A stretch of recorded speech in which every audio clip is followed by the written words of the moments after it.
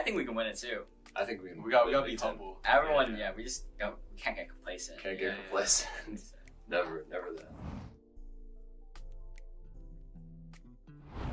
That's a good one. Go ahead. Honestly, like unironically, I think Kazu is a very fun person to have in the program as like an emotional leader. Even though he doesn't always, sometimes things can get a little disorganized with Kazu at the helm. Yeah, no, for sure. Yeah, but for as much flack as we give him for being terrible at the game, he's actually. Yeah, if you watch our he's games actually a very while I play, you'll be surprised. Like, I hear House is the guy my coach a lot. Yeah. Like, a weird amount of time. But I think Kazu's a great addition for him. I love that. Yeah, I love He's how great. You love Valorant. He's very wholesome. He is very awesome. Yeah. He's radiant. Remember that. I'm ready to remember that. Yeah, and his timeouts have improved a lot too. As someone who's seen him coach over the last like 2.5 years. Yeah. Your old timeouts were. Yeah, that was when I was a little baby boy coach. Yeah, but now he's improved a lot. Yeah. I really like having you as coach. Thank you, Gregory. Wow, this is great. You should do this more often. That's the most praise you've ever heard. He got an ego boost for free today. Yeah. That was awesome.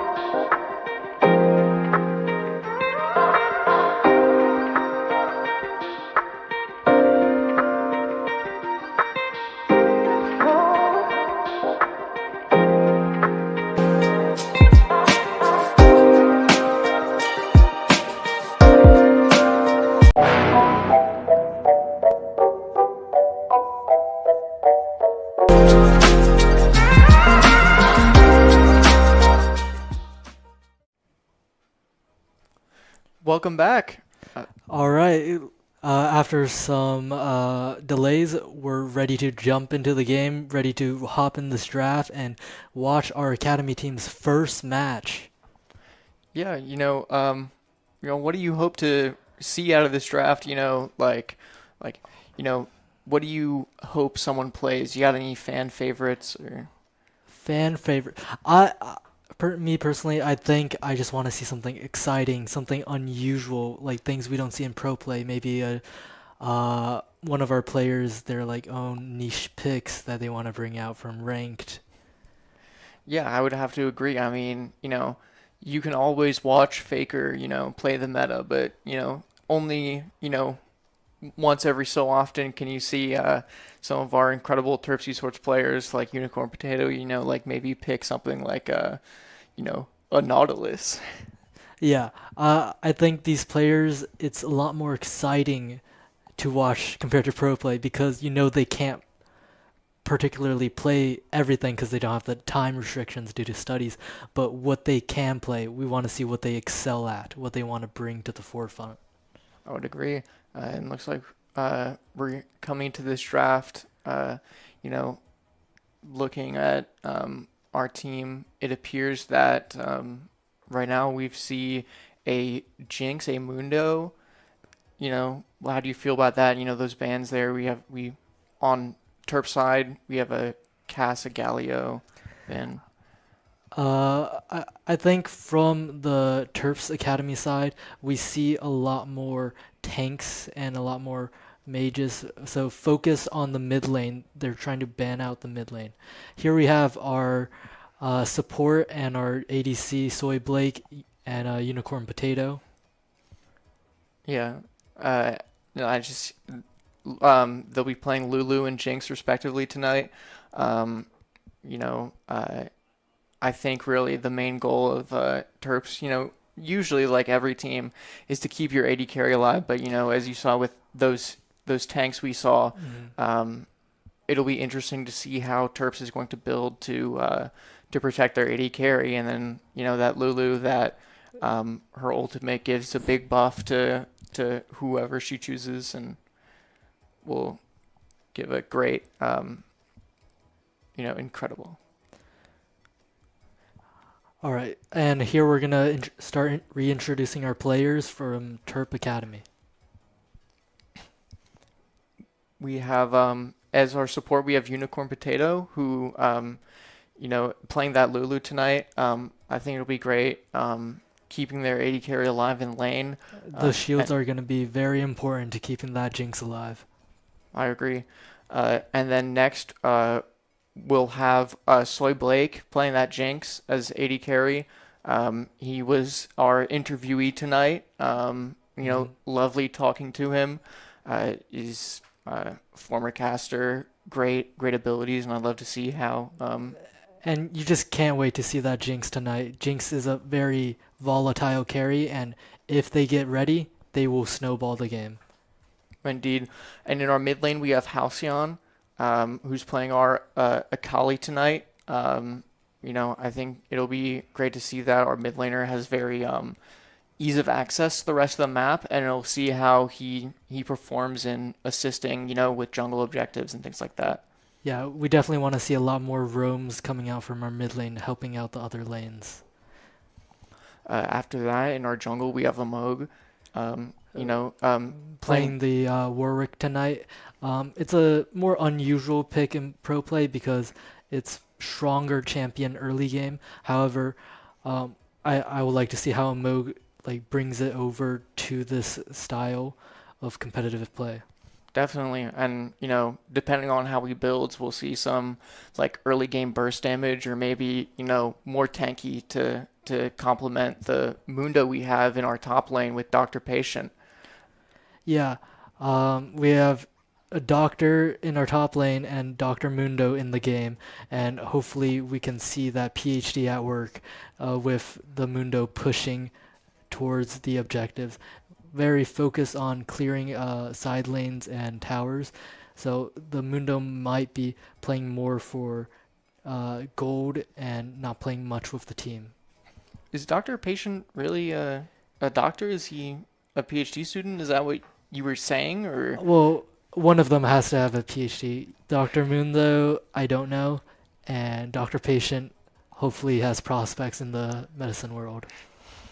You hope. I think Dr. Mundo is a real doctor. I wouldn't want him as my doctor, just because of how he is. He's a very, I think volatile personality. A Frankenstein's monster, as some would say. I would agree. And it's just, I, hope to get into this game soon to see what they do. But before that, I just really, talking about the enemy team, it's like we saw, a Pantheon in the top. We have a Pantheon most likely going in the jungle or support. We have a Ornn most likely top, Ashe for ADC carry, and a Malzahar mid most likely, and a Zyra that could either go in the jungle or as support. So we have a more front to back team composition from University of Toronto. That means they're going to be playing with their tanks in the front and their backline carries, hopefully dealing a lot of damage from range. Mm-hmm. I think really to watch out for is that Malzahar ultimate. It's going to take one of the Terps out for a few seconds in a team fight.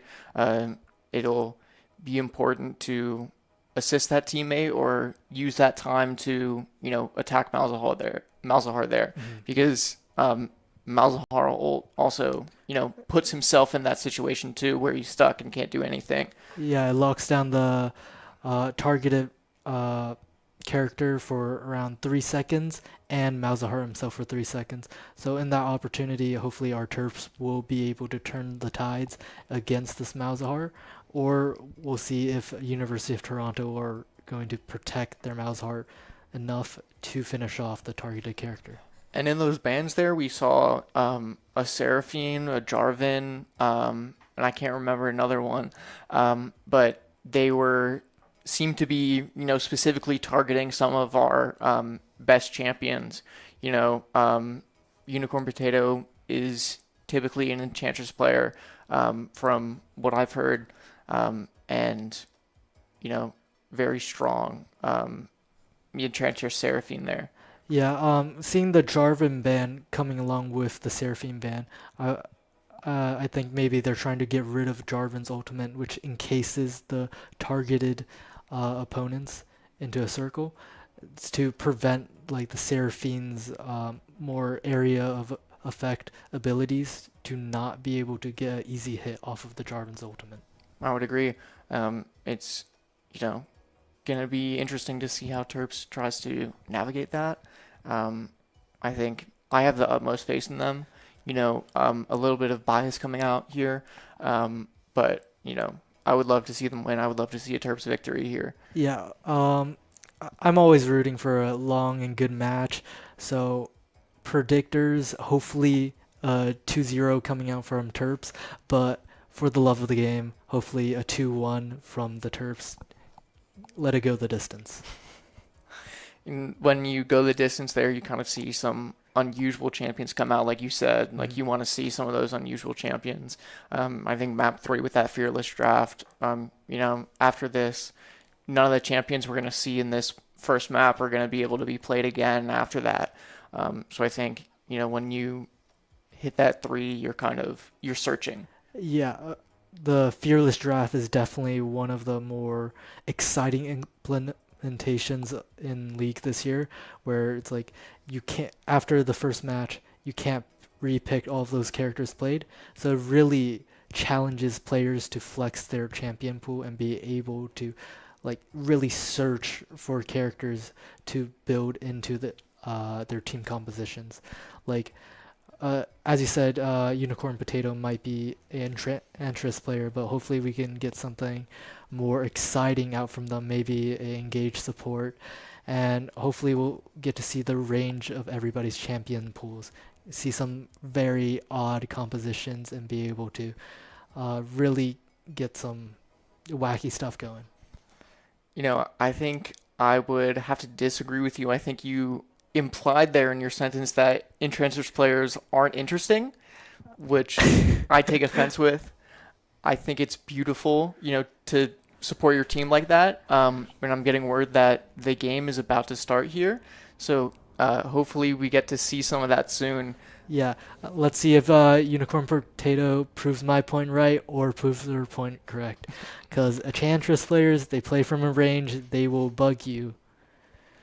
I think it's beautiful because at the end of the day, your job is to help your team. You're playing support.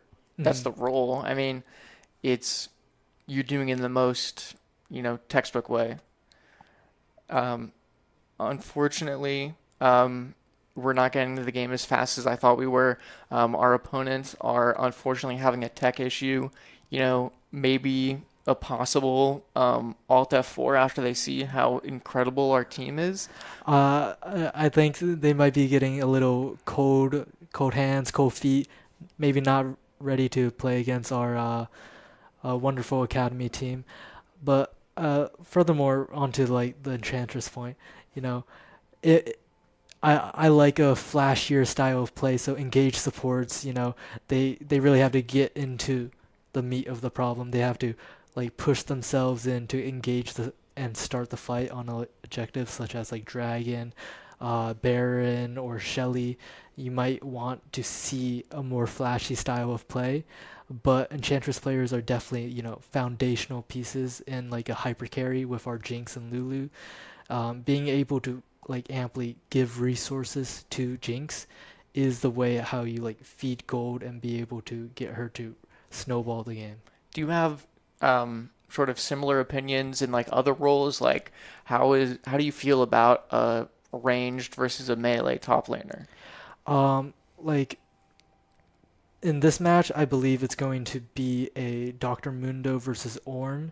So it's going to be melee versus melee, but when you see a range versus top matchup, you'll see the ranged player try and take advantage with their gold and like their ability to clear minions and be able to poke the opponent from range.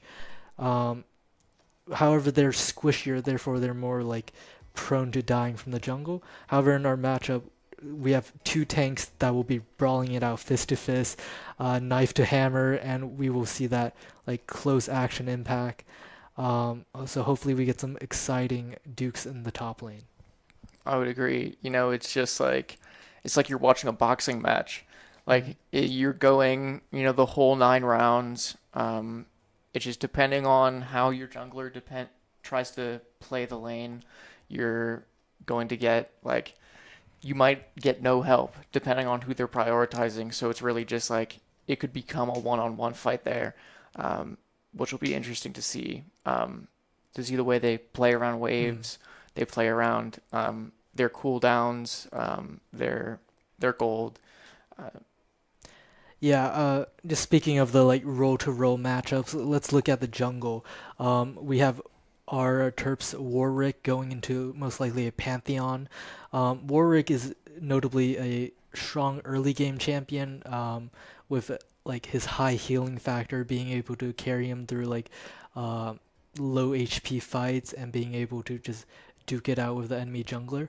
But on the enemy side, they have Pantheon, which for their ultimate at level 6 has a global ultimate, being able to transport him across the map in basically like a second. So we want to see how like these two junglers that dictate basically the whole map and support their laners, how they're going to structure their play with their specific characters, because Warwick is going to be focused on trying to win early game, early ganks, early farming, and then trying to just win objectives early to snowball.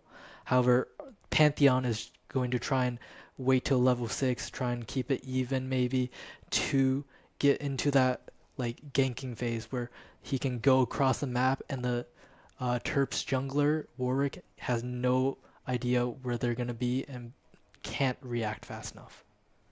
Yeah, I think that'll definitely be interesting to see. Like mobility is, a very important part of the game.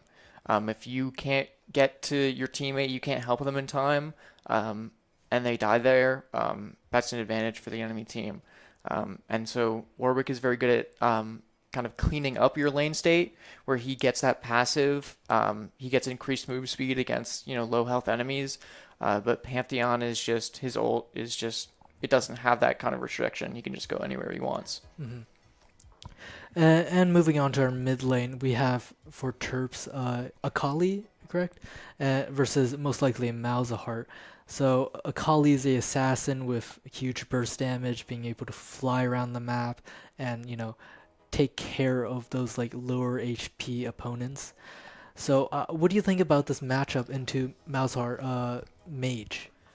I think, it's interesting. You'll definitely, depending on how early game goes, we'll see, whether or not our Terps, Dr. Mundo decides to scale into armor or like magic resistance, depending on how strong Malzahar gets.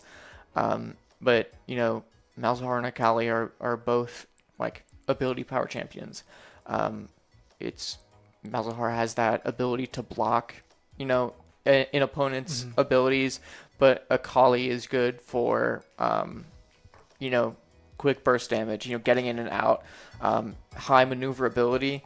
I think, the way that we're going to see these two play is Malzahar is really going to come in handy in team fights, and Akali is going to be really good at singling out, enemies where they shouldn't be and taking them out. The assassin definitely is way better in a solo situation where they can isolate a target and be able to just like assassinate them.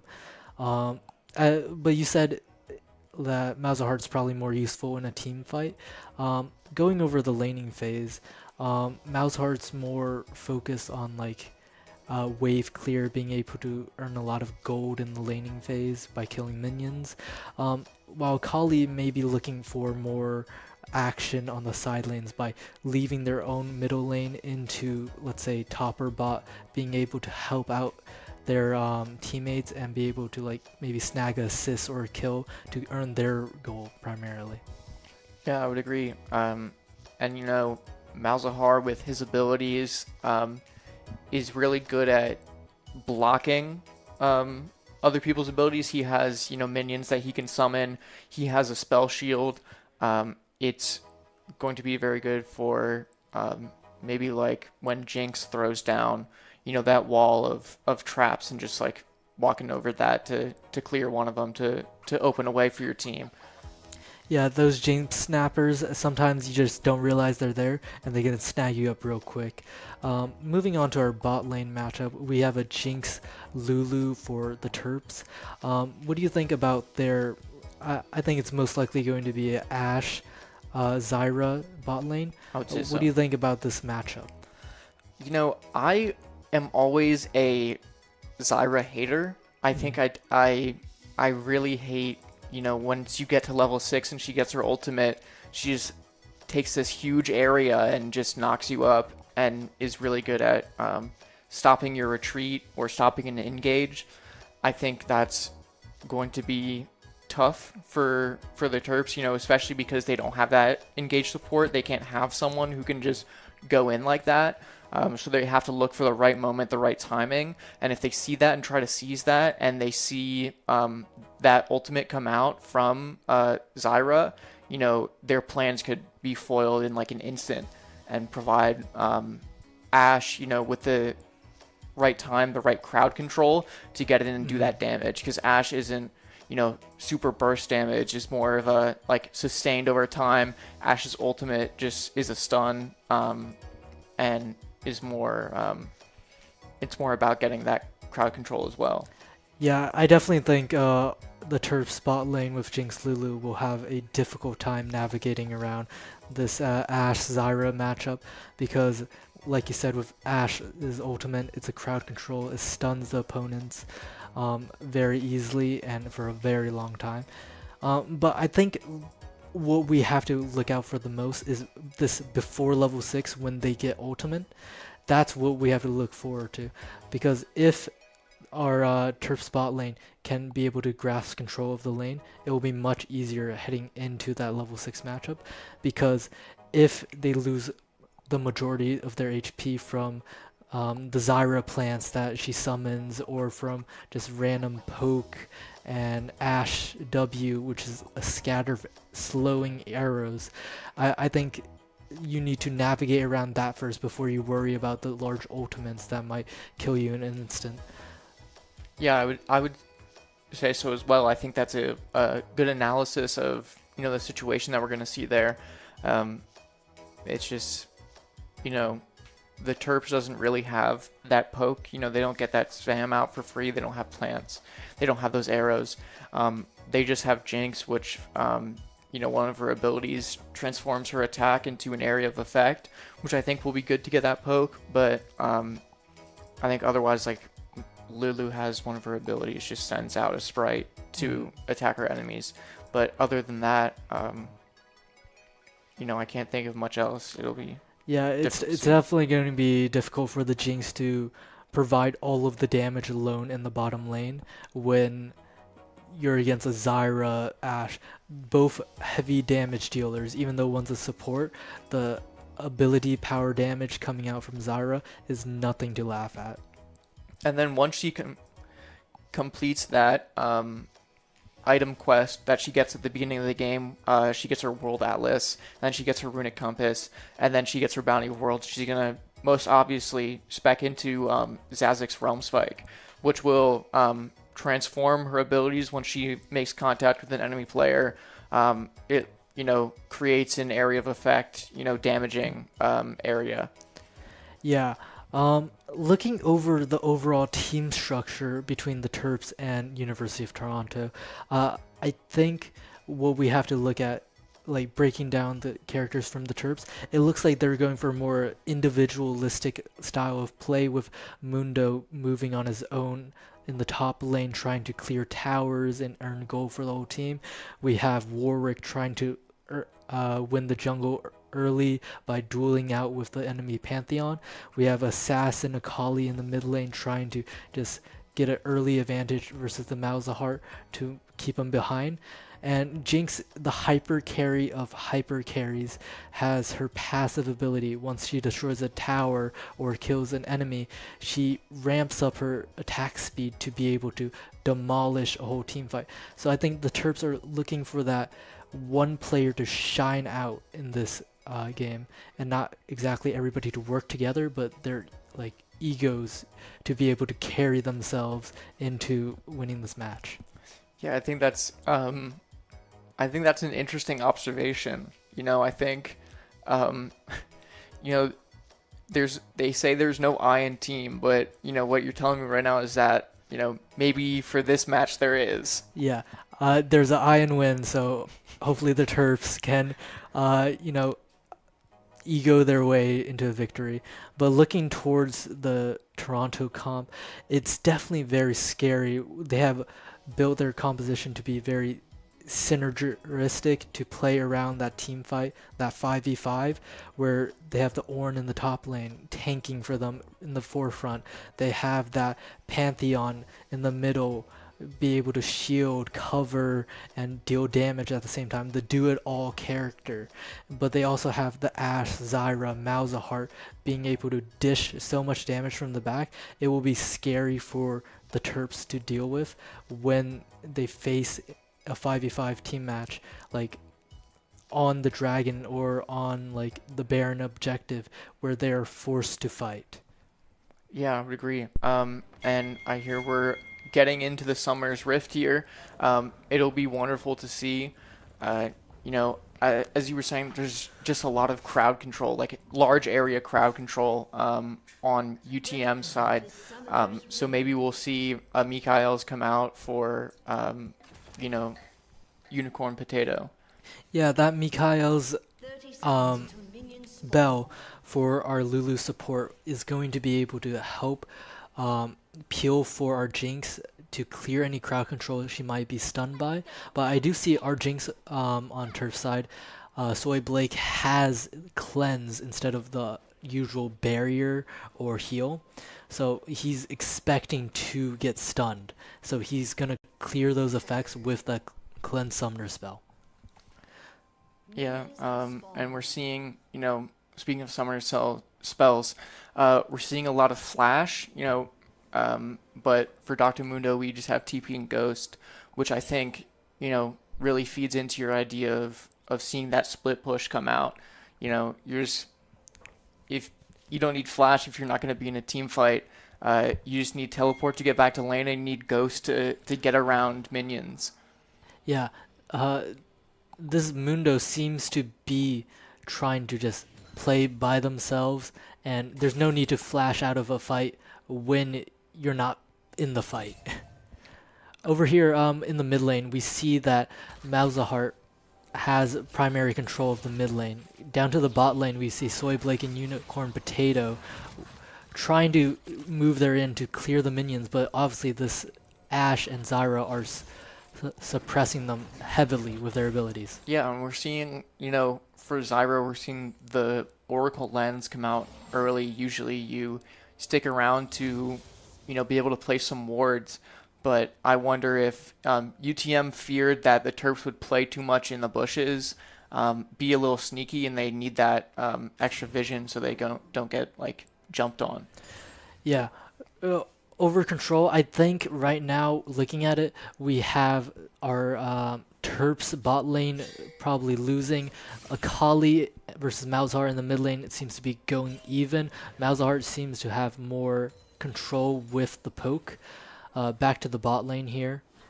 Yeah, we're just seeing Lulu and Jinx under tower, just trying to get any gold possible. They're getting forced off of these waves with crowd control. We're just getting a little bit of poke damage in. Yeah, that's some good poke damage. Is very good. Trying to weaken the opponents. We have the Zyra hiding in bush, trying to get as much pressure away from her Ashe. Mm-hmm. And in this mid lane here, we're seeing, a crash onto tower. And we're seeing a team fight come out of the bot lane. Not really a team A heal fight. comes out from our Lulu. And then a heal from our Zyra as well. That's, 2 summer spells wasted or used up. We're seeing Mundo just trying to walk down this Ornn here. That's good, poke damage. Depending on how this Ornn wants to play this lane here. Looks to be using some potions to get some health back. It'd be really risky if he had stayed there. Let's look at the jungle movement in the bot lane. We saw a small interaction between Pantheon and Warwick, but Warwick has seemed to just leave the bottom jungle. Pantheon's hovering under bot tower, maybe trying to look for a dive onto our ADC and support.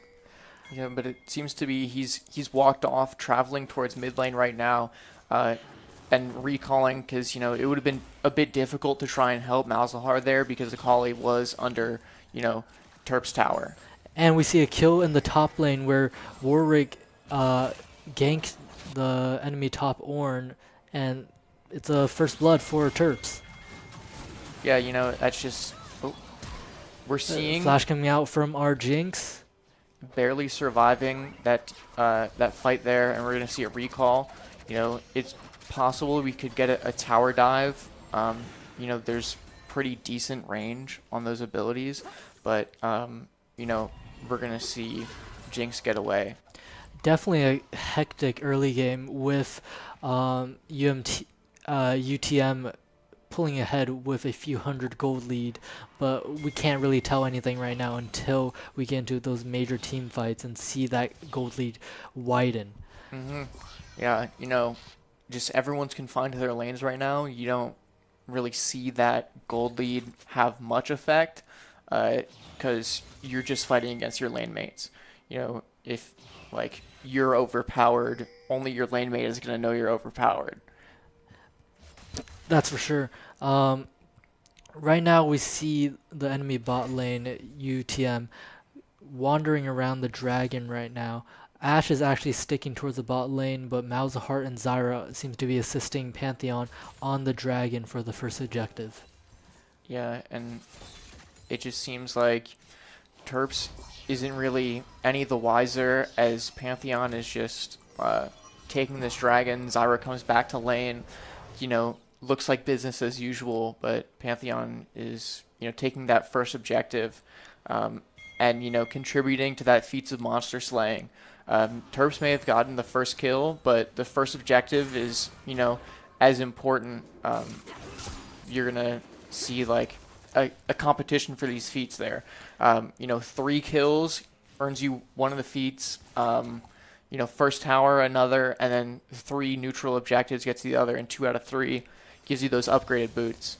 Yeah, these feats of warfare, while they're very subtle in the way that they upgrade items, they're very large in how these new teams try and position themselves and play the game.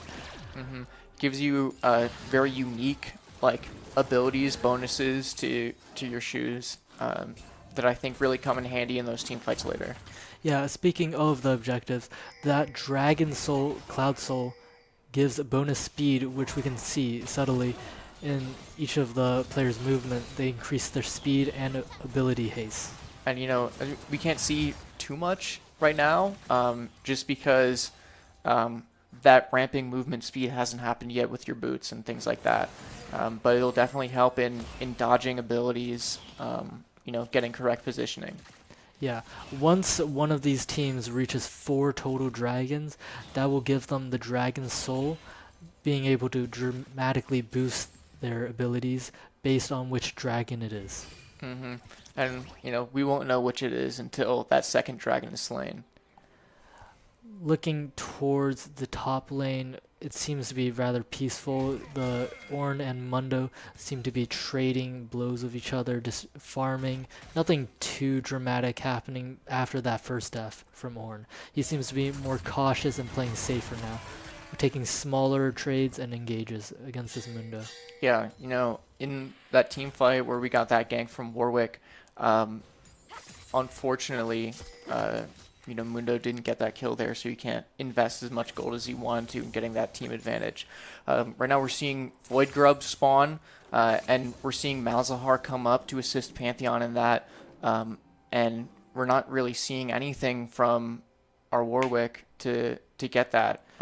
Yeah, the Terps jungler Warwick seems to be giving the first couple objectives, more leaning towards more of a power farming angle on this Warwick, trying to build up enough strength to potentially just win a 1v1 against Pantheon.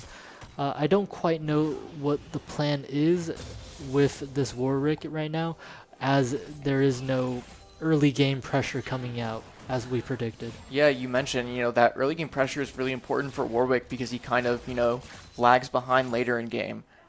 It's confusing to see that, but hopefully we see some action right now. Warwick ultimate lunging into the Zyra. Zyra is dead. However, Pantheon also leaped in, killing Lulu. Ashe is down.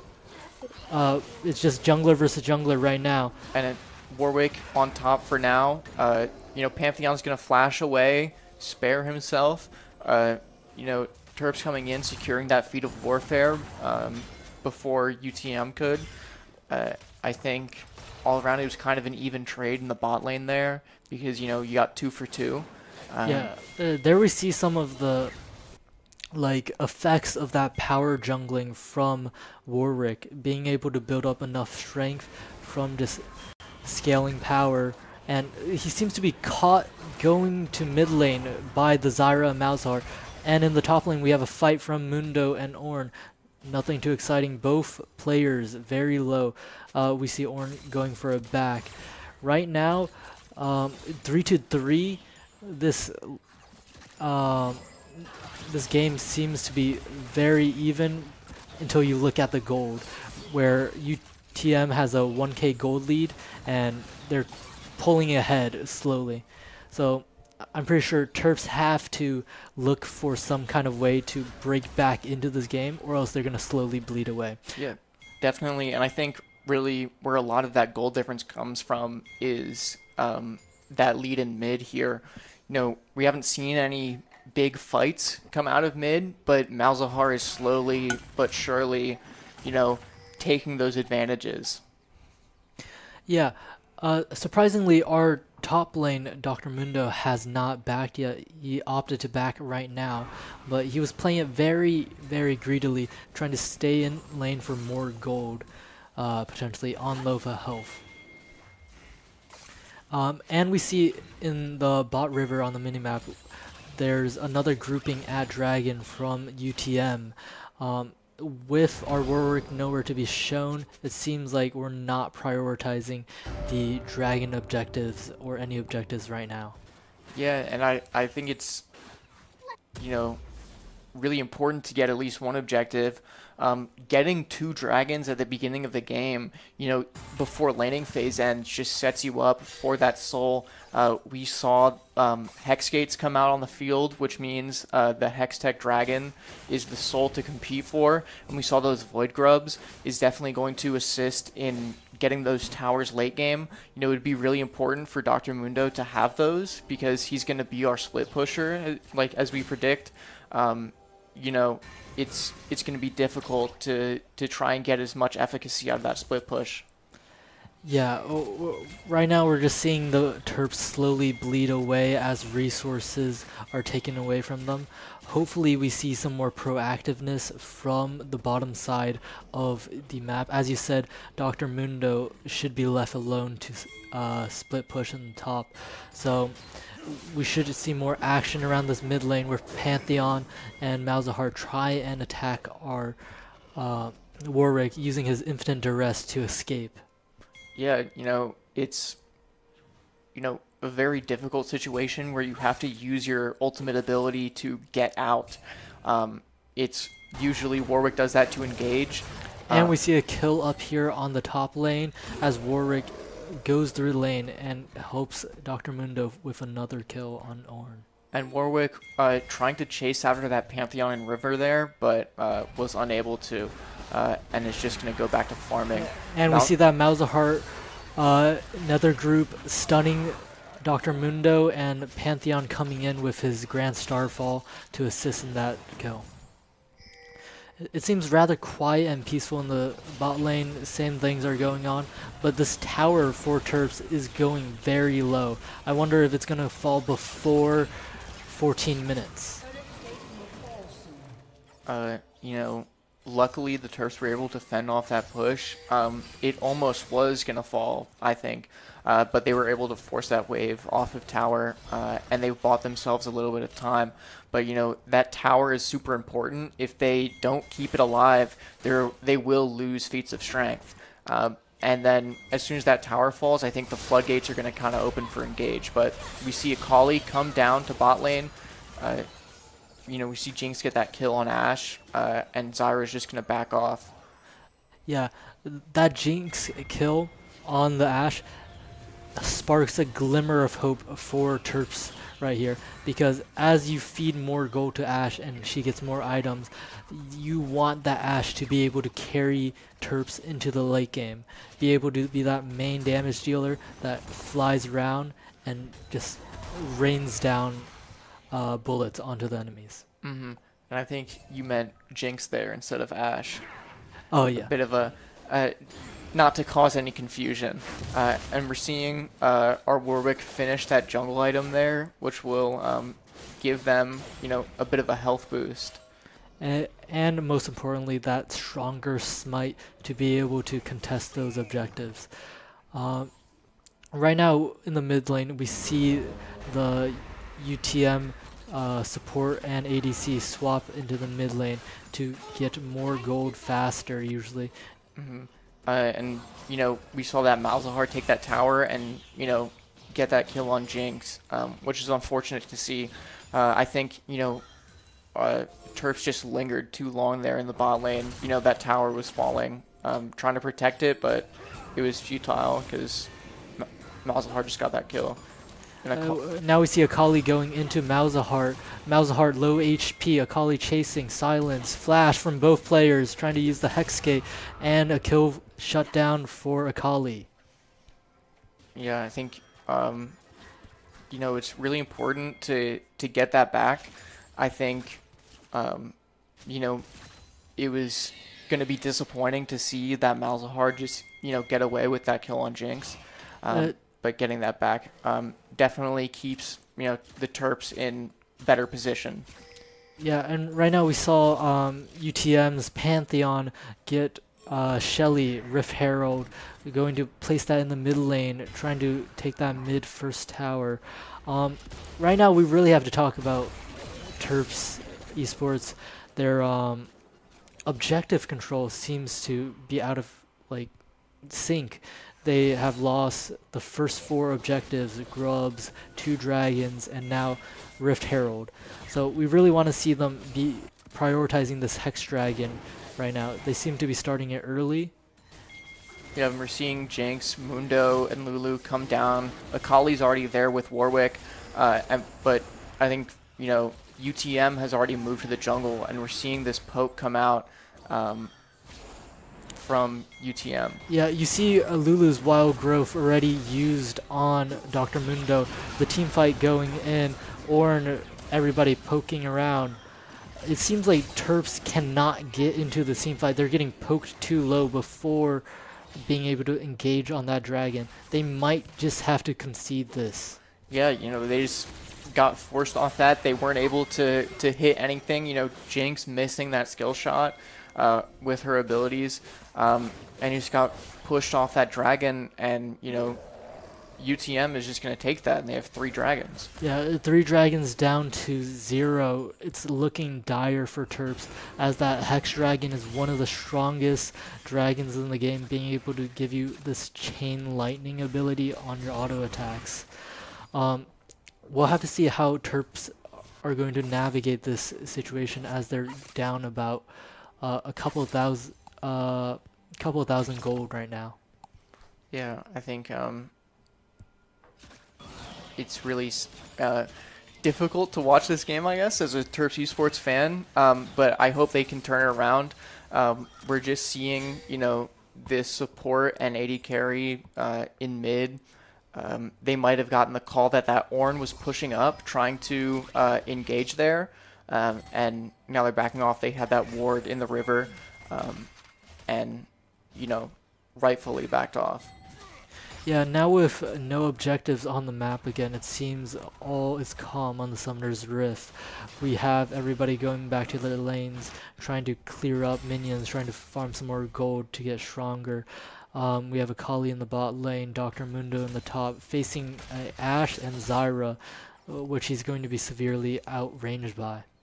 Yeah, UTM has been shifting their lanes. They've been lanes swapping, and I think Terps hasn't really, been capable of keeping up with that. Jinx and Lulu just went back to mid, but Ashe and Zyra are already gone. Ornn's bot lane, Mundo's top lane, it's a very unusual game to see. Yeah, we're reaching minute 20 soon, and it's, truth be told, looking like bad news bears. But now we have Terps trying to force a play, potentially. Dr. Mundo poking out that spell shield from Malzahart. However, I don't think anything proactive is going to happen until objective spawns. Ashe takes top tier 1 tower. Mm-hmm. And is going to recall to try and come in to this Otacon fight that's going to happen at 20 minutes. I think that's what we're gearing up for. Yeah, this Otacon's a very difficult objective to claim, because it does one of the most, the highest damages out of all the objectives in the game. And it just, sometimes you have to question, is it worth the trouble of fighting for it? Because it only gives you XP and some gold. Well, I mean, it does give you, if you claim that Otacon, it gives you bonus adaptive force, which allows you to just deal more damage. You see rose petals around the map that the teams are claiming. When you defeat Otacon, those rose petals transform into blossoms, and they give you bonus experience and bonus adaptive force, which is just even further snowballing. Right now we see Ornn's Call of the Forge God coming out. Team fight up. Lulu's ultimate's out. Warwick's down. Dr. Mundo caught on the side. He's down by Malzahart. It's looking dire. Only Terps, Akali, and bot lane are still up. I think they have to concede this Otacon. Another objective going away to UTM. Yeah, it's just that Lulu ultimate wild growth is just used on that Mundo and just not getting any output out of that because he's just locked down the whole time by crowd control. Yeah, it's very difficult to watch as a Terps fan right now, seeing them slowly bleed out. I think the major turning point for this game for Terps potentially is to look forward towards that Baron in the top lane, top river, and to be able to, take control of that, kill that Baron, and be able to escape very quickly. But right now they're gearing up for the 4th and potentially final dragon in the bot side river. I think what Terps needs to do is they have to go for a steal play. I think they, at this point, can't really take that team fight head on. They have to try something sneaky. They have to reassess what their plan is to go in. They can't take a head-on team fight here because they're so down on farm, on objective. They lost Otacon. They have to try and let UTM start that dragon, and then Warwick to come in here with an ult or a flash to try and steal it. Yeah, it's definitely looking difficult. Entry is already difficult with Akali trying to assassinate the Zyra, misses her abilities. She uses ult. Malzahar uses his nether group.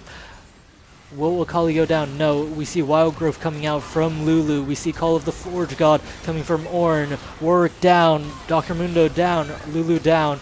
And Jinx down. Unfortunately, it's only our Akali left, and it seems like this dragon is just UTM written all over it now.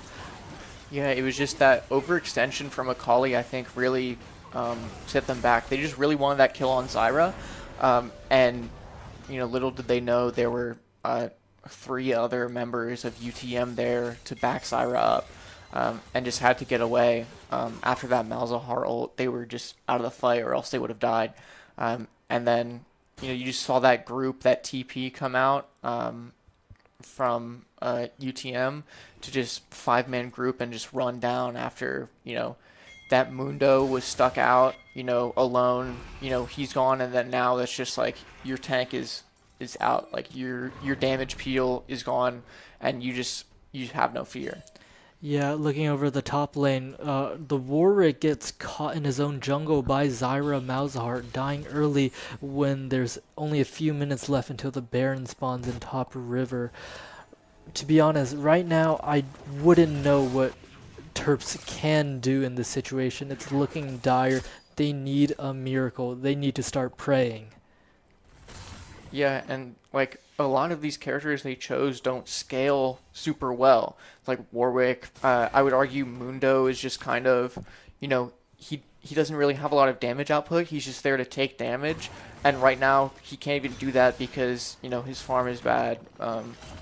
So it's like I think we need to work smarter, not harder, but it doesn't seem like that's coming out. We're seeing a Pantheon ult come out, a Zyra ult come out to get that Lulu, and that's Wild Growth taking out of that team fight that might come up on Baron here. And we see this top lane matchup in bot lane trying to just duke it out. They're just having fun down here, 1 versus 1. Right now it seems like Terps is just trying to get control of their lanes again. We see Warwick get caught out by Malzahar's nether group and killed by Pantheon. Yeah, just that team up. That Warwick was stuck out too long. They have no vision in their own jungle. It's just map control is incredible out of UTM right now, and we're seeing UTM coming in to assist Ornn here, but we're seeing Akali come in on the side of Terps. We're seeing Ornn go down, but trades with Dr. Mundo at the end there. Yeah, if there is a bright spot here, Halcyon, the Akali mid for Terps, doesn't seem to be too behind. It's still doing massive amounts of damage to the lower HP characters on UTM. So if there's a potential way to set up this Akali for a lot of chain kills, I think that is the angle Terps need to look at on this Baron fight. And what we just saw there in the mid line was the crystal arrow come out from Ashe. That stun. I think that was kind of a Hail Mary to see who they like, where the Terps are. It didn't hit anyone, but on this Baron fight, UTM has engaged this Baron for a while. They're gonna back off to take this team fight. We're seeing the ultimate, the Nether Grasp out of Malzahar. We're seeing Warwick go down. Lulu 1 HP taken out. Jinx gone. Dr. Mundo taking this fight against Zyra, trying to back off. Currently it's a 2 versus 4. Dr. Mundo versus Pantheon right now with Zyra. He's getting caught out, hit by the ultimate from Ornn. It's a 4v1. Akali is still looping around the map. It seems rather dire for Terps Esports right now. Akali going back to that top lane, trying to clear out the waves. But with such a devastating gold lead, 10 kills ahead, UTM is looking to bleed out Terps right now, trying to secure perhaps that Baron or Elder Dragon in the bot side river to secure this win. One good team fight could sway the way to Terps, and there's a semblance of hope, but we gotta see if they are able to create that space for themselves. We see UTM on the Baron right now. Yeah, UTM just gonna re-engage that Baron fight. They got pushed off by that team fight by Terps. Their team members of the team got a bit low, even though only one person died. They just couldn't take that Baron fight. But now they're gonna try again, and the Terps aren't in a position to try and contest it. They're just stuck in their own jungle bot lane. Jinx and Lulu aren't doing anything. We're just seeing Baron's damage, health chip away. Yeah, Baron's getting absolutely obliterated. UTM are looking towards the mid lane, perhaps trying to use their Barons to empower the minions to just force their way into Terps Nexus and just trying to go through the mid lane. Or maybe they're just trying to push out their lanes with the Baron buff to secure this Elder Dragon that provides them a execute ability. Mm-hmm. Yeah, and as you saw there, we saw that Jinx rocket come out to try and, correct timing the Baron, but, it was a bit too soon. Right now, we're in the bot side jungle of Terps, where UTM is trying to get proactive.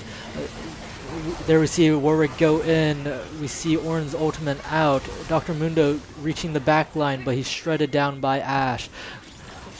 We see Jinx trying to get away from the conflict. Akali is also caught in bot lane. It is an ace from UTM. Yeah, and with his Baron buff, they're just going to push tower, get that inhib, and possibly game. Yeah, you see in the chat right now, there's a lot of GGs coming up. It's a good game. We'll see what kind of adjustments Terps coach comes up with in the second game. As you said earlier, this is a fearless draft. These characters cannot be played again. So we will see what the game plan is for game 2. Yeah, maybe it's just a first game jitters, and we can see a reverse sweep here come out of Terps. Maybe, UTM doesn't have, as deep of a roster pool as Terps. But I think what's really going to be important is that adjustment. What's going to change? Because they can't just go into the next game, exactly the same, because that obviously didn't work. Yeah, right now we got to see some change from Terps because they drafted this early game team composition, but didn't really go into that early game build. So we gotta see them stick to the game plan or know how to be able to play towards their champion strength. Yeah, it'll be great to look forward to that right after this break.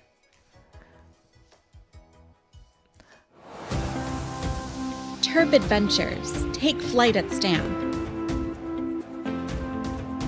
Host to countless Maryland events, programs, performances, and more. Feed your body, feed your mind, feed your soul. Let your talents soar.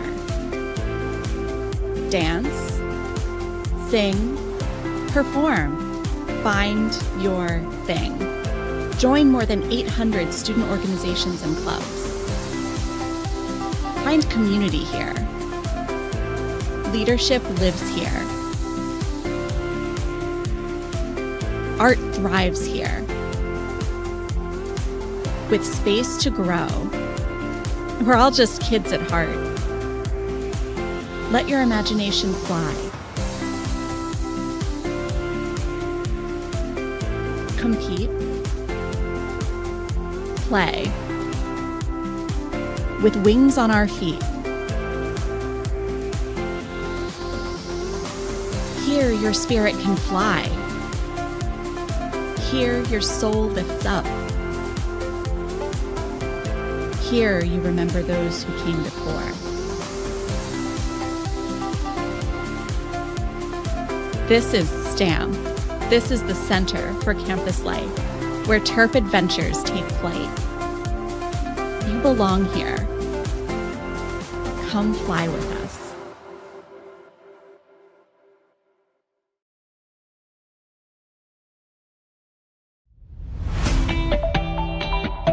I think by the end of the season, like now, we play together, everyone kind of jokes around a little bit more and kind of shines their natural ray. We're excited just to see them play better as well. With the middle school program, the best part has been seeing the moments of teamwork where the middle schoolers really seem to get the game, and so that's when you can see they're starting to get a little bit hooked on how esports can be so fun. Off game, or will Red turn things around?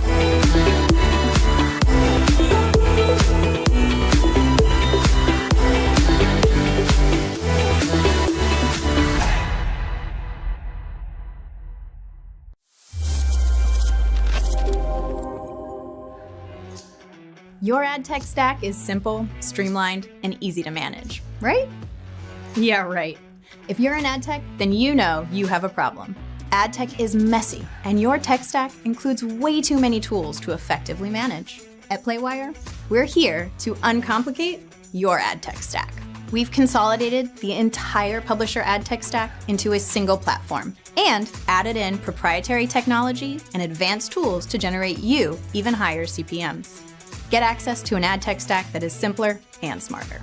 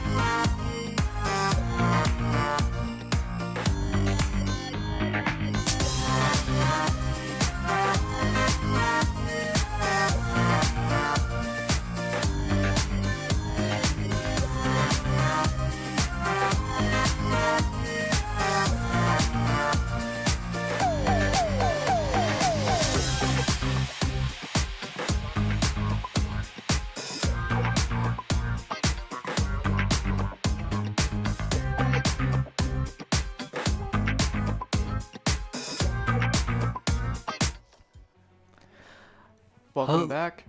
Yeah, welcome back. That was a small break in between our first match and second match. We're ready to go into this draft now. Yeah, hopefully we see something interesting. It's, seeing how that comp changes on the side of Terps to account for, some of the shortcomings of last match. I think we saw a lot of, champions that were very good early game, but, they didn't utilize that. So maybe they'll try and go into something that scales a bit more. You see that more power in the late game, or maybe they'll just do the same thing again, but prioritize getting that early game lead. Yeah, from Terp's side, I think mainly I want to see them draft like more tanks and be able to play around this team fight oriented gameplay that UTM is trying to stick towards, like try and beat them at their own game maybe. I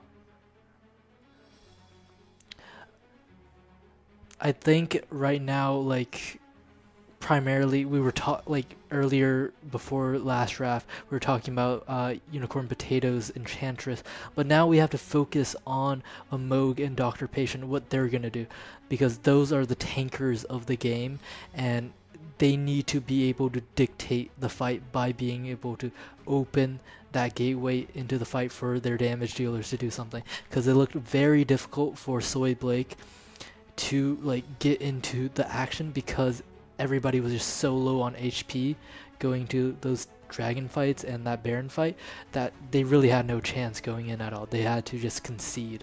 Yeah, I would agree. I think also, positioning. You can have someone that can take a lot of damage, but if the rest of your team isn't there to deal damage while you're taking on that damage, you can't really do anything. And I think in a lot of key moments, we would see, in that last map, Warwick or Dr. Mundo just be stuck out, on an island and get, jumped by 4 UTM players, and would kind of ruin this engage.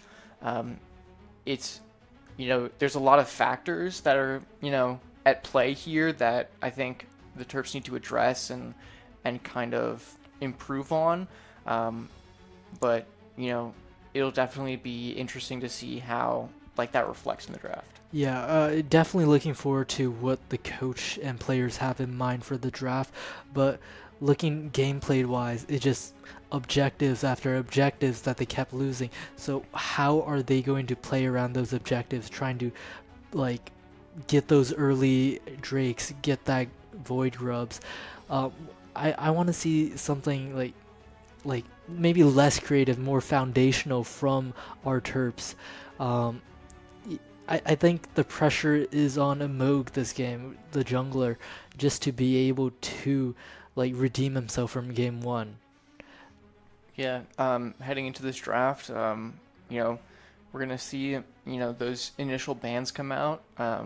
Not seeing anything right now, but speculating possibly some similar bans from last match, I assume. I think UTM is really trying to starve Terps of their main picks, keep them from utilizing them.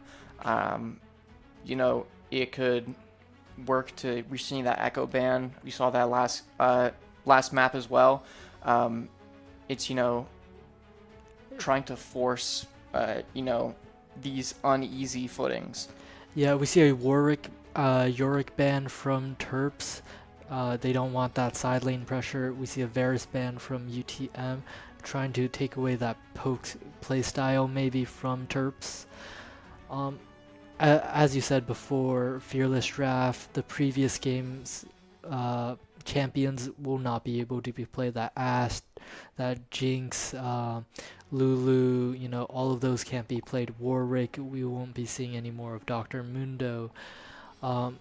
We get a Vladimir ban from Terps and a Trundle ban from UTM. So it seems like UTM's focusing on Terps jungler, being able to limit him to a smaller pool of champions because Trundle and Echo are jungle champions. Yeah, and you know, Varus, you know, we talked about that in the pre-show interview. You know, Soy Blake really, you know, his league legend was someone who plays Varus, and he mentioned, you know, he likes Varus too, and I think that's what we're seeing, why we're seeing that ban come out, and we're seeing this first pick on Jarvan 4. We saw that ban go out last map, but you know, left open this game. Yeah, I'm a little confused with the Terps bans right now. We see a Yorick, a Vladimir, and then we see what's the last ban? I forget his name actually. I think I wish I could tell you. I know that he's a popular jungle. Xin Zhao. Xin Zhao, thank you very much. So in place of Xin Zhao, UTM takes Jarvan, more of that like tanker, bruising, you know, jungle champion. In response, Terps drafts Rammus, primarily known for its armor capabilities going against AD champions, and we see a Morgana coming out from Terps, you know, those Enchantress for Unicorn Potato, you know, or potentially this Morgana, as we've seen in some pro play, go in the mid lane. Yeah, I think really right now Morgana has been a little weak in the meta.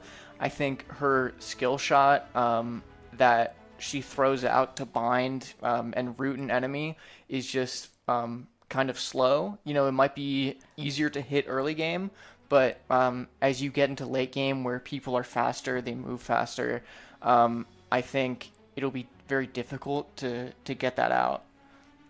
Yeah, and from UTM side, we see a Mordekaiser great in his isolation play, you know, powerful bruising, ability power, tank, and then we see a Volibear come out. This is very confusing because Volibear is played top lane and jungle, while Mordekaiser is usually played top lane and Jarvan is played jungle. So where will this Volibear go?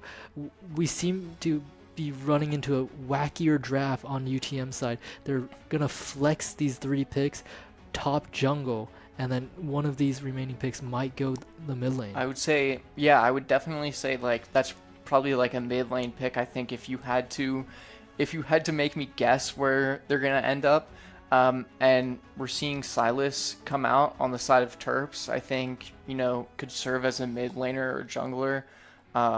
If we're seeing that Rammus jungle come out, then that's definitely, we're gonna see Morgana support, Silas mid, Rammus jungle. Yeah, and now we're seeing a Senna ban from Terps LoL. I'm just wondering if they might be regretting this Rammus pick, as UTM has gone very AP heavy with their picks with Volibear and Mordekaiser right now. Well, I think it's just, you know, Rammus having that first pick, you know, his most notable feature is that armor. And I think UTM is taking this chance to, you know, counter pick essentially. Now we see Kaisa ban in the bot lane.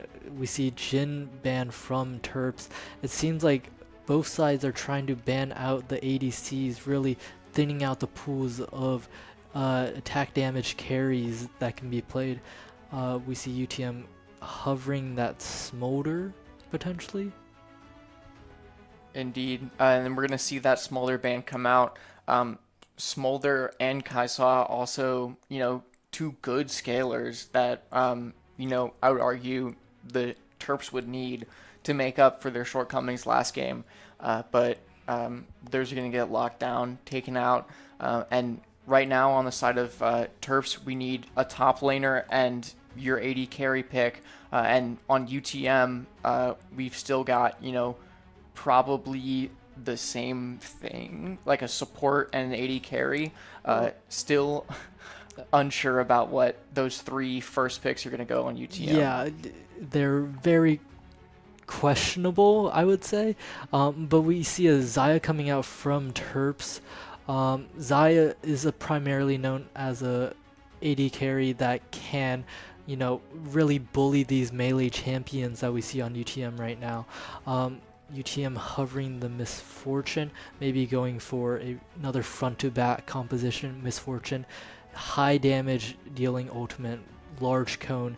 We see a rel being hovered, maybe being locked in from UTM, and it is locked in. So we have basically four tanks on the side of UTM and one attack damage carry. It's basically all on Misfortune to be able to obliterate Terps and their more squishy composition. Yeah, and I think, Terps, their goal will be to single out that Misfortune and take her out in that team fight before anything can happen. You get that out, and we're seeing Kisante come out on the side of Terps. That's most likely going to be their top laner. Yeah, it's been a very confusing draft early on, but it's more normalized now. We see UTM trying to play this front to back. Once again, front to back means like tanks in front, they have their damage in the back. So that rel has like stuns, crowd control, and Volibear, Mordekaiser, and Jarvan 4 has that crowd control to be able to clump Terps together for their Misfortune to really do that damage, do that work. Yeah, and I think really what's important there is that, you have that Rammus Cassante, kind of tanky Cassante capable of kind of negating some of that crowd control that might come out. One of his abilities makes him, resistant to crowd control effects. I think that'll be interesting to see. It'll be, very important. They're putting that weight on their shoulders to keep their team alive. Mm-hmm. Morgana, very squishy, very vulnerable to high bursts of damage, and I would say the same out of like any AD carry. Yeah, I'm just very much looking forward to what Volibear builds into, whether that be AD or AP, because that will determine Rammus's effectiveness across the map. Yeah, I would agree. And before we get into that match, we're gonna take a quick break, and we'll be right back when that game starts. And I think by the end of the season, like now, we play together, everyone kind of jokes around a little bit more and kind of shines their natural ray. We're excited just to see them play better as well. With the middle school program, the best part has been seeing the moments of teamwork where the middle schoolers really seem to get the game, and so that's when you can see they're starting to get a little bit hooked on how esports can be so fun. Off game, or will Red turn things around?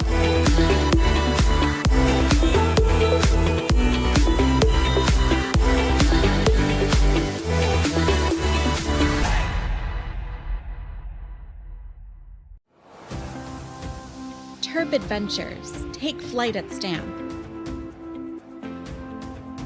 Host to countless Maryland events, programs, performances, and more. Feed your body, feed your mind, feed your soul. Let your talents soar. Dance, sing, perform, find your thing. Join more than 800 student organizations and clubs. Find community here. Leadership lives here. Art thrives here. With space to grow. We're all just kids at heart. Let your imagination fly. Compete. Play. With wings on our feet. Here your spirit can fly.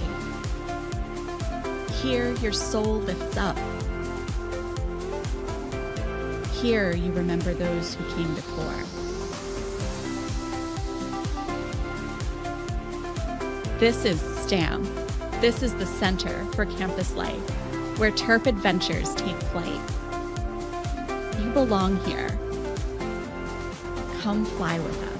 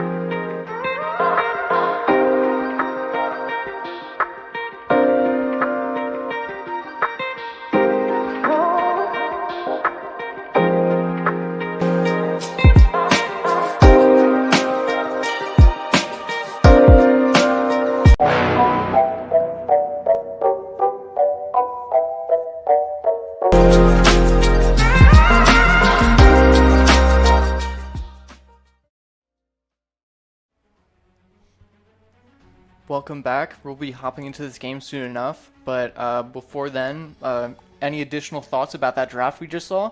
Yeah, I think the main storyline right now is that Rammus pick, how effective that Rammus pick will be going into this like more AP heavy Mordekaiser and potentially Volibear.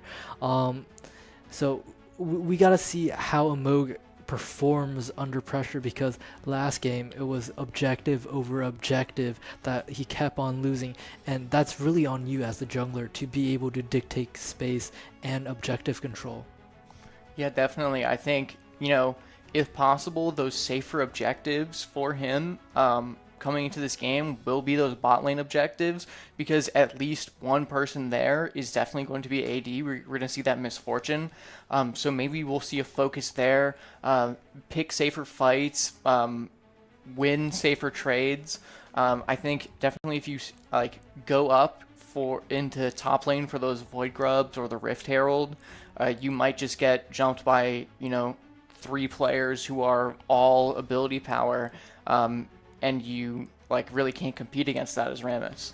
Yeah, I think I'm really looking forward to the like movement of Terps, because last game we saw they were constantly outpositioned by UTM from the UTM bot lane, going top side, going mid. It seems like we need some more movement from the Terps. Yeah, I would agree. And as we're getting into this, we're just, you know, going to be spreading out across our lanes. We're seeing Rammus, you know, lean top, and we're seeing, you know, a 5-man cover on the side of UTM. That means they're just, you know, holding entry points to their own jungle to watch for invade, and you know, but it doesn't seem like the Terps are going to be going for that. And surprisingly, against our predictions, it's actually Volibear in the jungle and Jarvan in the mid lane. So right now we can't really see what Volibear is building, but from the lethal tempo rune, it's most likely that the Volibear is gonna go attack damage, going right into what that Rammus likes to, you know, build that armor against. Besides that, there's no particular movement. I think the other key player to look out for would be the UTM bot laner. That Misfortune will be that primary source of damage for UTM. I don't quite know how this Jarvan lane works against Sylas, but it seems to have like a even or a somewhat good pressure on Sylas, as Sylas is way lower HP compared to Jarvan right now. Yeah, and you know, I think making that Volibear a jungler is kind of a good move there, because his ultimate now has more versatility. His ultimate, you know, it launches him into the air and he comes crashing down, but if a tower is in that area he lands in, that tower is disabled for a few seconds. So I think, you know, one of his abilities also grants him increased movement speed, and so we're getting a early engage down in the bot lane. We see that spell shield from Morgana being able to disable some of the crowd control. Right now, it seems like the same thing as game 1, where Terps are losing pressure in the bot lane. They're not getting much space with this pressure from Rel and Misfortune. You would expect this Morgana to be able to take more control of the lane, being able to deal damage, stun, and it's surprisingly not that effective right now. Yeah, that Morgana shield only blocks ability damage. It'll also block those effects from the abilities, but I think when we saw that spell shield come out, Misfortune was the main aggressor there, so all of that damage didn't get negated, it just got pushed onto Zyra's health bar.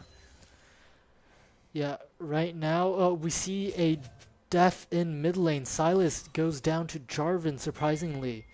We don't know what quite happened there. Spell shield comes out from Morgana. That's not going to be in use for a while. That's a long cooldown. Right now we see in the bottom river, Ram is interacting with Volibear, with the Jarvan 4 and Misfortune assisting. Can Rammus escape? No, he can't. Yeah, I mean, you just saw Rel and Misfortune go up to support, and Xayah and Morgana were just nowhere to be found. I think it's just, poor positioning, unfortunate timing. We did see, Rammus was being, essentially pushed into his own jungle. There was no one there to help him. And I think it was, possibly the decision from the Terps bot lane to just cut their losses. Yeah, right now I think what we want to see from Terps change from game 1 is that early objective control with Dragon coming up in a few seconds. Cassante kills Mordekaiser in the top lane. So as I was saying, this early objective control is what we need to be focused on. Once Silas potentially reaches 6, there's a lot of good ultimates he can copy, such as Rel's Magnet Storm or maybe Stormbringer from Volibear. Silas's hijack is very versatile, being able to take the enemy's ultimate. Yeah, I mean, Silas is as strong as, the enemy character with that, ult. So I think it's just maybe evening the odds if, they've got a very versatile ult for the situation. Silas can just take that and turn it against them. Yeah, right now we see the same situation in the bot lane where it's basically just Terps trying to farm under tower in the safety of their own tower. We see some action in the mid lane. Silas, Rammus moving, Volibear, Rel all gathering towards that Jarvan.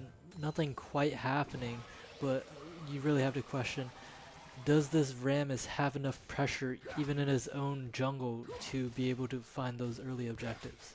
Yeah, I mean, it just seems like he's getting pushed back every chance he gets, and it seems like Jarvan kind of wants to take that early objective, and his team is there to assist. I think Rammus is going to need a lot of help with this engage, and if the laners of Terps can't prepare themselves for that, it's just going to be impossible to engage.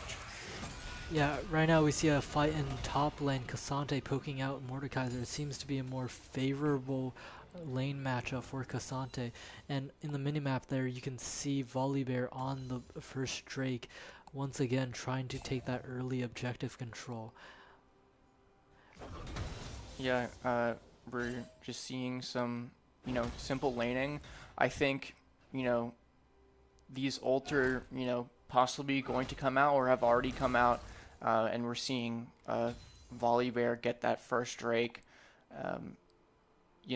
It's looking to be, the same story as last map.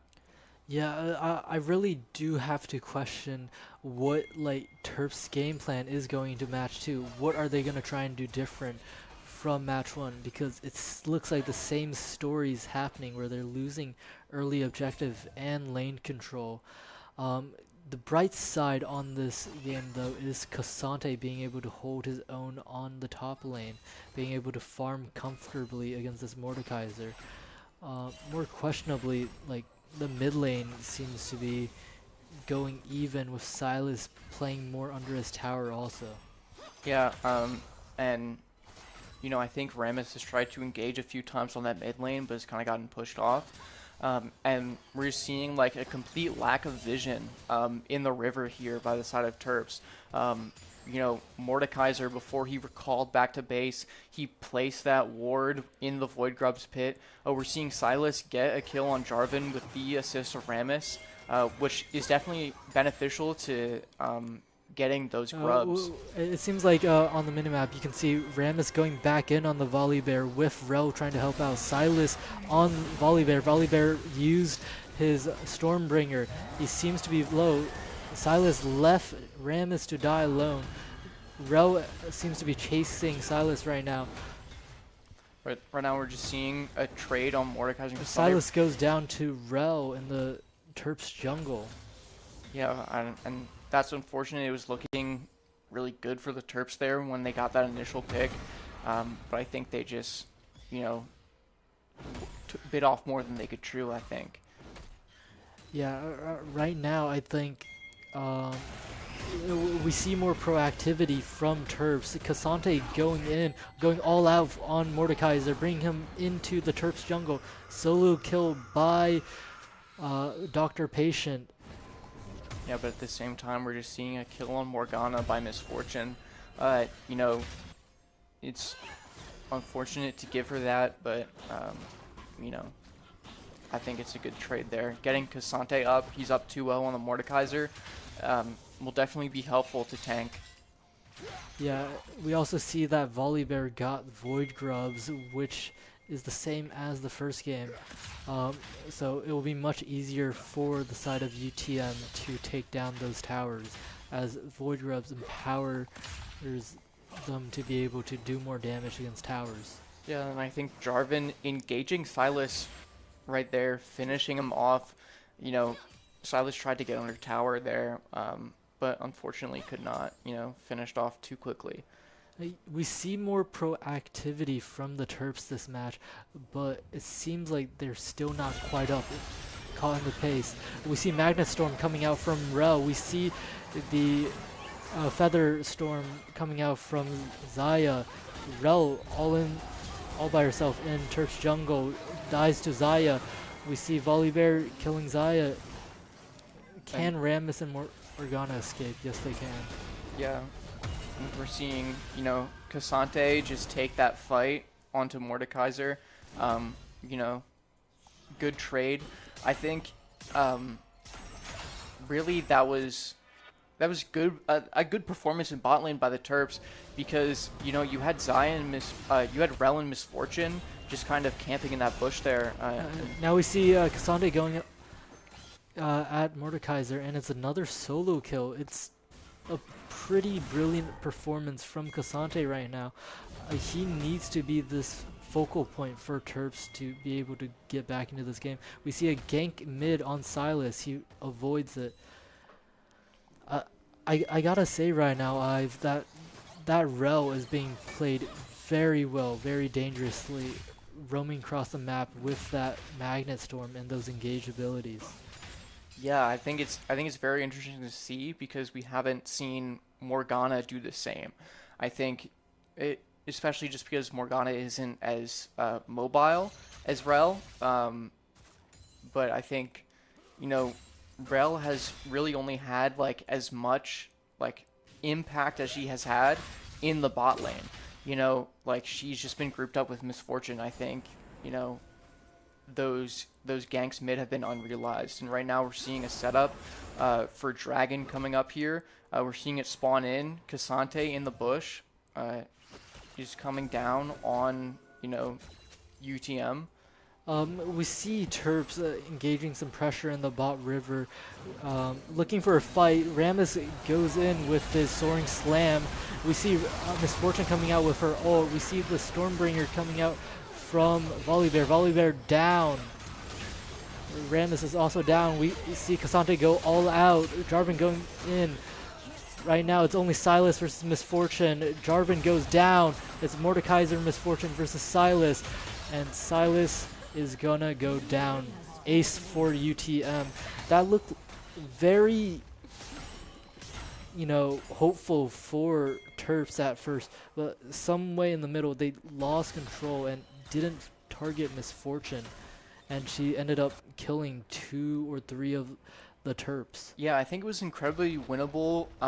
So long as Terps didn't linger in Misfortune's ultimate that long, she just unleashes a storm of bullets. Here we see a TP from Cassante. We see the Zai coming back. They're fighting for Dragon. Mordekaiser goes down to Rammus. But we see Cassante going in, trying to tank up that damage. Rammus is very low. We see Misfortune flashed out. It seems that the Terps will be taking this Dragon for free. They finally get one objective. Flash in by Silas. Silas copies Jarvan's ult. Now the Terps are grouped mid. They're farming this wave. I think that was incredible. I don't think we've seen the Terps win a team fight like that in this series. They just, got rid of Mordekaiser. A lot of ults had been spent in that last team fight. That re-engage where, you're just kind of like playing around your cooldowns was, I think, great. Getting Mordekaiser down, that's one of the, your fairly tanky, your AP players that would, chunk Rammus down just out and just force him off the Dragon, and you get that objective. Yeah, that was a surprising team fight. Like, it went by very fast, and we see that objective going the way of Terps, that Ocean Drag. Now, in a couple more minutes, we'll see what the final Dragon will be for this match. Looking for a more proactive approach towards this Rift Herald. It seems that Terps is trying to set up vision in these bushes, trying to force UTM to move away from this objective, maybe give it up. However, UTM is not backing off. They're rewarding their river, and then we see Cassante go in top lane against this Mordekaiser again. Not a lot of action until this Rift Harrow is taken. We see Volibear Rel ready on the Rift Harrow, supposedly ready. Yeah, I think no one wants to die until this Rift Herald spawns, when they're capable of engaging, when, there's something important to fight for. Yeah, this Rift Herald is already half HP. We see Jarvan take first turret on bot lane. Terps going in for this Herald. They're engaging the fight. Magnet Storm from Rel, shut down by Silas. Mordekaiser rooted. Cassante going all out. Mordekaiser caught, killed by Dr. Patient on Cassante. And then double kill for Silas for the Rel. But as you can see, as they're taking this Rift Herald, their bot lane is getting pieced up by Jarvan, losing 2 turrets as they were trying to fight for that Herald. However, this is a much better prospect than game 1 for the Terps. Yeah, they got Rift Herald, but at the same time, they lost that feats of strength. That first tower went down by Jarvan, and now we're just trying to get that back. Instantly summoning Rift Herald in the mid lane while people are out on respawn timers to get that tower damage. Yeah, we see a TP come in for Mordekaiser in mid. Ram is trying to escape. Rel going in the back line. Arzaya is very low. Rammus, will he be able to escape? He's spinning fast, and he is out of that fight. Yeah, although having to waste his flash to get out of that. But I think this fight is continuing to engage. Morgana's having to back up. Jarvan getting another tower mid lane. They're just fighting mid right now. Yeah, there's a lot of pressure coming out from UTM. We see Cassante in the middle of that. We see Silas use Jarvan's ult. Jarvan used his own ult. Double kill for Jarvan. Volibear goes down to Silas in the midst of that. However, it is still a 2-for-1 trade for UTM. They're still in control of this game, losing 2 turrets in the mid lane is not good for the Terps. Yeah, I think, we've gotten both tier 1 and tier 2 turrets in both the mid and bot lane. While the Terps only have that one turret mid, I think, it's definitely like a vision advantage for UTM and also a goal advantage. Yeah, I think UTM is trying to prioritize this Drake again. They're backing off maybe to recuperate their HP and mana. However, this Dragon's going to be up in less than a minute. It seems like Terps' hand is forced again. Even though this game might look prettier than the first match, they're still down on gold and kills.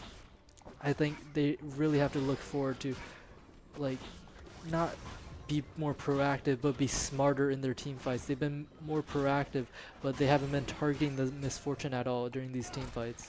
Yeah, and I think where we've seen those successful team fights, you see misfortune go down like first or second. Hopefully they can do that, but UTM has a lot of peel. They're capable of, dividing up these damage dealers. Cassante goes in, Magnet Storm from Rel. We get Bullet Storm from Misfortune. Cassante goes all out, and the Terps are just wiped out instantly from mainly the Bullet Storm from Misfortune. It's a slaughterhouse in here. Yeah, it's, they took that team fight. They were so closely grouped up. They're trying to get to that Misfortune in the back line, but they just get stopped and just stuck in their ultimate. And, you just can't do that. Volibear is going to take that Dragon solo because there's no threat. They're taking mid. They're trying to get this inhibitor to put that pressure on mid, try and, waste time for Terps. Yeah, the Terps are now on the back foot once again. It was looking good earlier on, but right now I think it's just mind games and mental. They might feel a little down still from the first game in these team fights. Stormbringer coming out from Sylas, going in on the Mordekaiser. Rammus goes in, kill for Sylas on Mordekaiser. I mean, there's some bright points right now. They're definitely not out of the game as they were in this match. Like, right now they have to look for more dragons, more team fighting, and just like that Baron objective, hopefully. Speaking of team fights, that's the sound of Otacon spawning in the bot lane. This Cassante out of position is going to get jumped by 3 UTM members. He's trying to get out, but it just Volibear, Jarvan just made it impossible, and that's one less player for a team fight. Yeah, both top lanes are gone on this fight, but Mordekaiser's back up right now with TP. It's going to be a 5-4 advantage for UTM. It seems like this Otacon's going to go their way once more. Yeah, they're just uncontested on this objective here. Just all of them bot lane, and we see Morgana, Sylas mid right now. They're just giving it. I hope that the Terps are able to take more control further on once Baron comes up, because that's a larger objective. Here we see Rel going into the Terps jungle with absolutely no support, backing off. Right now going back in as Mordekaiser follows. Rammus is caught by Rel and Mordekaiser. However, Sylas and Morgana's there. Sylas uses Rel all mistakenly. Rammus goes down from Misfortune. Morgana is about to go down from Mordekaiser. Bullet time comes out from Misfortune, taking down Sylas. Jarvan takes out Zaya. It's only Cassante standing now. Can he make miracles happen? Cassante going all out on Jarvan. Flashes. He's getting chased by Jarvan. He is very low HP. He needs to recuperate and try and defend his Nexus turret. Yeah, it's just getting jumped right now. Turrets are about to go down, just doing crazy amounts of damage from that Mordekaiser and that Grub. And Cassante's back, Rammus is back, Morgana's back. However, can they prevent UTM? No, they cannot. A dominating performance from UTM over these two matches. Yeah, I think there was a lot of hope there at the beginning, but I think it crumbled very quickly as we saw, just poor execution on some of those team fights. Like we saw, it seemed like Terps were kind of getting that idea of what they were supposed to be doing. They were supposed to be going after that misfortune, but I think they got caught up in a lot of things. I think in that last team fight we saw in the jungle, Mordekaiser took Morgana out of that play there. She had ulted, but then got counter ulted by Mordekaiser to get her away from UTM's team to stop that stun. I think, but I'm not even sure that would have changed the tide because Misfortune was still up. She was still doing crazy amounts of damage, and it's just, she didn't look like she was going to stop anytime soon. Yeah, unfortunately today our Terps Academy team loses 2-0. However, there were some bright points. Even though UTM was dominating those two matches, we definitely saw Terps be able to adapt more, be able to get some objectives in the second match. They definitely have better team fights, even though they were missing this misfortune maybe. They seem more concentrated on being able to fight as a team. And I do like the draft much better on the second match. Yeah, definitely. More cohesive. They worked well together. They just need to have more time, I think, and be able to really lean into themselves because it seems like they're all learning still. Yeah, and I mean, it's the beginning of the season, so, there's nowhere else to go but up, and it'll be interesting to see how, Terps improves as they keep going, but that's going to do it all for us here in the studio. Thank you to all you watching. Thank you to our sponsors.